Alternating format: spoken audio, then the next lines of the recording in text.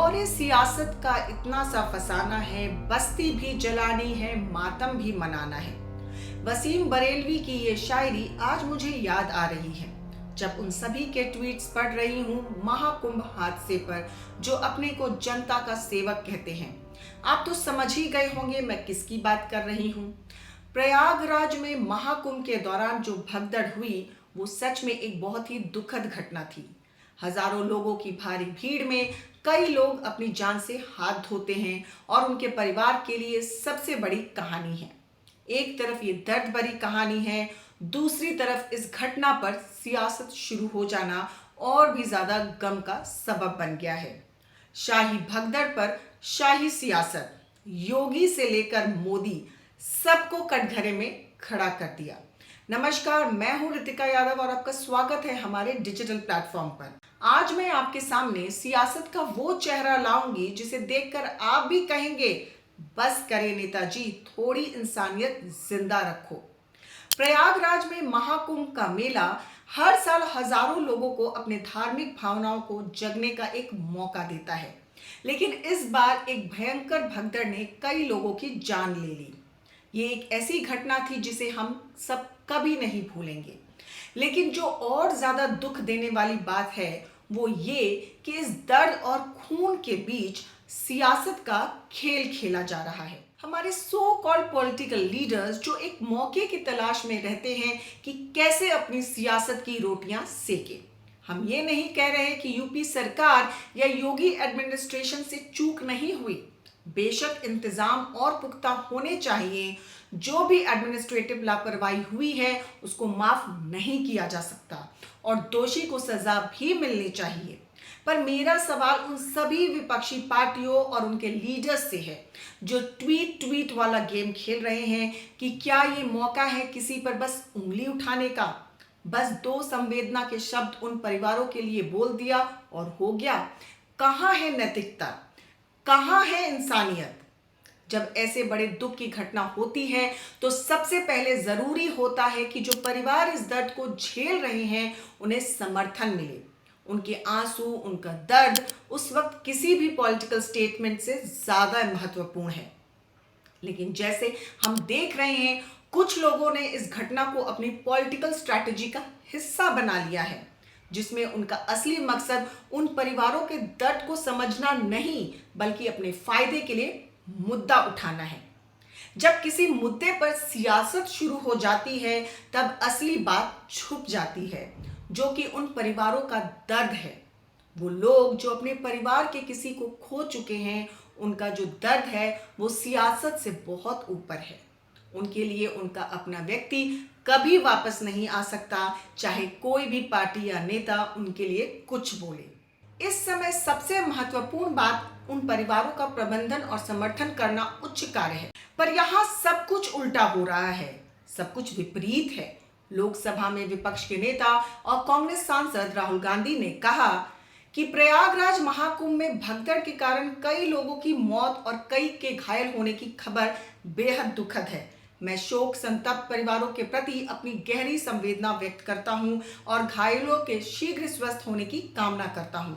इस दुखद घटना के लिए कुप्रबंधन और प्रशासन का आम श्रद्धालुओं के बजाय वीआईपी मूवमेंट पर विशेष ध्यान जिम्मेदार है। वीआईपी कल्चर पर लगाम लगानी चाहिए और सरकार को आम श्रद्धालुओं की जरूरतों की पूर्ति के लिए बेहतर इंतजाम करने चाहिए। पर कांग्रेस के युवराज को हम याद दिलाना चाहेंगे, साल 1954 आजाद भारत का पहला कुंभ इलाहाबाद यानी अब के प्रयागराज में लगा। 3 फरवरी को मौनी अमावस्या थी। लाखों लोग स्नान के लिए संगम पहुंचे थे। बारिश की वजह से चारों तरफ कीचड़ और फिसलन थी। सुबह करीब 8 से 9 बजे का वक्त रहा होगा। मेले में खबर फैली कि प्रधानमंत्री जवाहरलाल नेहरू आ रहे हैं। उन्हें देखने के लिए भीड़ टूट पड़ी। अपनी तरफ भीड़ आती देख नागा सन्यासी तलवार और त्रिशूल लेकर लोगों को मारने दौड़ पड़े। भगदड़ मच गई। जो एक बार गिरा वो फिर नहीं उठा। जान बचाने के लिए लोग बिजली के खंभों से चढ़कर तारों पर लटक गए। भगदड़ में 1000 से ज्यादा लोग मारे गए। यूपी सरकार ने कहा कि कोई हादसा नहीं हुआ, लेकिन एक फोटोग्राफर ने चुपके से तस्वीर खींच ली थी। अगले दिन अखबार में वो तस्वीर छप गई। राजनीतिक हंगामा खड़ा हो गया। संसद में नेहरू को बयान देना पड़ा। 65 साल बाद 2019 में प्रधानमंत्री नरेंद्र मोदी ने उस हादसे के लिए नेहरू को जिम्मेदार ठहराया था। राहुल गांधी के लिए शायद वीआईपी कल्चर के अलग ही मायने हैं, शायद परनाना के लिए छूट है। इस पुरानी घटना का जिक्र करके किसी को सही साबित करना हमारा मकसद नहीं है। 1954 में जो हुआ वो भी गलत था और जो आज हुआ वो भी गलत है। हम ये नहीं कह रहे कि योगी सरकार सही है, पर बजाय आरोपों की राजनीति के ये बेहतर ना होगा कि इस तरह के आयोजनों में सरकार का साथ दें। हम तैयारियां इतनी पुख्ता करें कि कोई हादसा ना हो, क्योंकि अगर एक चूक होती है तो कई परिवार उजड़ जाते हैं। और जब बात हो योगी सरकार को घेरने की, तो हमारे अखिलेश भैया कैसे पीछे रह सकते हैं। समाजवादी पार्टी की आईटी सेल इतनी अलर्ट थी कि घटना के तुरंत ही इसकी जानकारी देने लगा। क्या कमियां हैं ये बताया। बेहतर ये ना होता कि ये खामियां पहले ही गिनाई जाएं ताकि उनको ठीक किया जा सके। क्या इंतजार होता है किसी के मरने का। समाजवादी पार्टी प्रमुख अखिलेश यादव ने ट्वीट कर कहा कि महाकुंभ में अव्यवस्था के कारण हादसे में श्रद्धालुओं के हताहत होने की खबर दुखद है।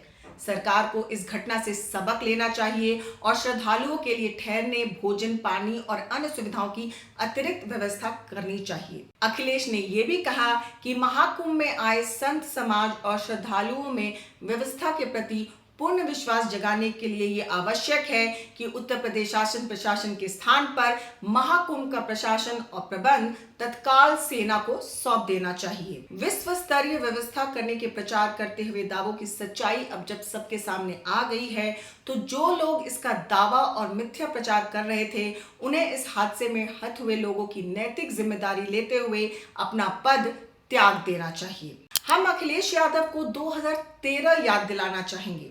जब कुंभ मेला लगा था तब आजम खान ही कुंभ के प्रभारी मंत्री थे। इसी दौरान इलाहाबाद रेलवे स्टेशन पर भगदड़ मच गई और 36 श्रद्धालुओं की मौत हो गई। हादसे के बाद नैतिक जिम्मेदारी लेते हुए आजम खान ने इस्तीफा तो दिया, लेकिन दोष रेलवे और मीडिया पर मढ़ दिया।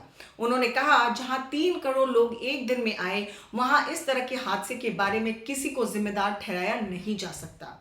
मीडिया की सूचना की वजह से भी जो पैनिक क्रिएट हुआ है उसे कंट्रोल करना है। यूपी सरकार ने मृतकों को 5-5 लाख और घायलों को 1-1 लाख रुपए मुआवजा दिए, जबकि रेलवे की तरफ से मृतकों के परिजनों को 1-1 लाख रुपए दिए गए।